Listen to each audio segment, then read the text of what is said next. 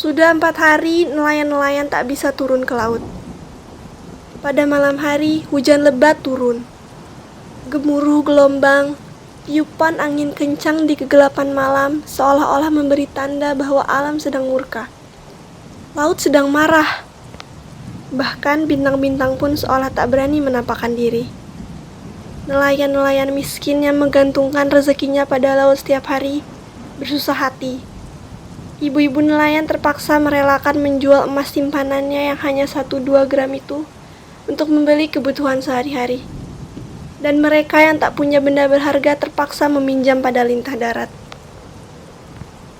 Namun, selama hari-hari sulit itu, ada pesta di rumah Pak Yus. Tak ada yang menikah, tak ada yang ulang tahun. Dan Pak Yus juga bukan orang kaya. Pak Yus hanyalah nelayan biasa seperti para tetangganya. Pada hari-hari sulit itu, Pak Yus menyuruh istrinya memasak nasi dan beberapa macam lauk pauk banyak-banyak. Lalu, ia mengundang anak-anak tetangga yang berkekurangan untuk makan di rumahnya. Dengan demikian, rengek tangis anak yang lapar tak terdengar lagi, diganti dengan perut kenyang dan wajah berseri-seri. Kini tibalah hari kelima. Pagi-pagi Ibu Yus memberi laporan. Pak, uang kita tinggal 20.000. Kalau hari ini kita menyediakan makanan lagi untuk anak-anak tetangga, besok kita sudah tidak punya uang. Belum tentu nanti sore Bapak bisa melaut. Pak Yus terdiam sejenak. Sosok tubuhnya yang hitam kukuh melangkah keluar rumah, memandang ke arah pantai dan memandang ke langit. Nun jauh di sana, segumpal awan hitam menjanjikan cuaca buruk nanti petang. Kemudian ia masuk ke rumah dan berkata mantap. Ibu pergi saja ke pasar dan berbelanja. Seperti kemarin, ajak anak-anak tetangga makan. Urusan besok, jangan dirisaukan. Ibu Yus pergi ke dapur dan mengambil keranjang pasar. Seperti biasa, ia patuh pada perintah suaminya. Selama ini, Pak Yus sanggup mengatasi kesulitan apapun. Sementara itu, Pak Yus masuk ke kamar dan berdoa. Ia mohon agar Tuhan memberikan cuaca yang baik nanti petang dan malam. Dengan demikian, para nelayan bisa pergi ke laut menangkap ikan, dan besok ada cukup makanan untuk seisi desa. Siang harinya, anak-anak makan di rumah Pak Yus. Mereka bergembira.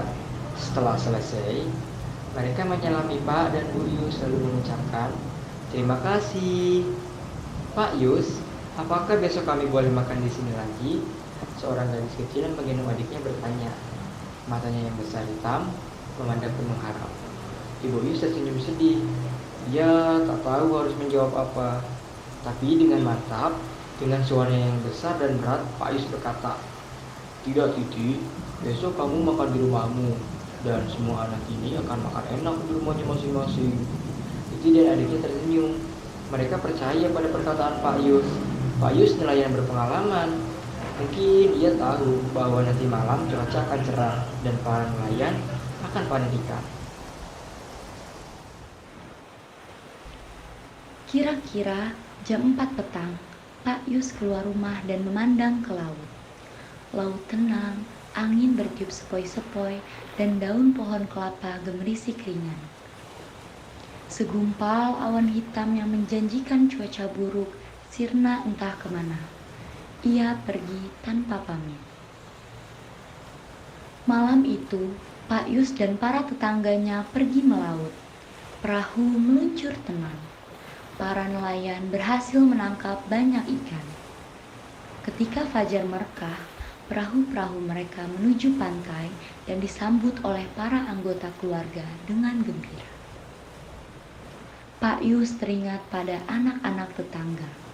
Tuhan telah menjawab doanya. Semua nelayan mendapat rezeki. Hari itu tak ada pesta di rumah Pak Yus.